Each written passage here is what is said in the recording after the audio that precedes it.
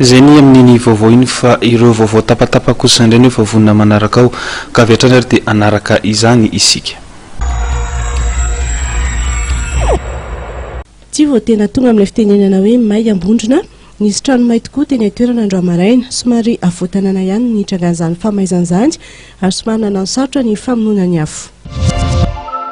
Somamanina, ny trangana lozam-pifamoivoizana atao Moratsiazo Somamanina ny aliny Latsinainy Pasika teo, fianakaviana avy nandevina tany Ambositra iverina ny Tsoromandidy no ny arandoza vokany olona misa 4 namony aindy 7 kosa naratra ka nampidirina hopitaly. Andapa mirongatra ny varotra moto tsy mazavazava fa ahina ho alatra ny amin'ny fatrisa vahindy, anisan'izany ity trangy iray ity.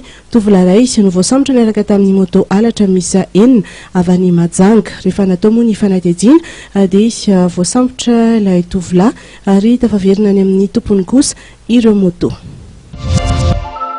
Sambava raikitra indray ny fifanjevona no ny alatra lavanila maitso ny apotony ny Zomalina teo tany Farahalana Sambava vaky ny fifampitifirana atao anaty aizina maty voatifitra tamin'izany lehilahy iray izay nitarika ireo mpanafika. Ny natsikaiky dia izao dahan'ilay notafiana ihany ilay nanafika izay voatifitra ka maty, nalefina lony maty, mbola tsy fantatra kosa izay ho toy ny raharaha.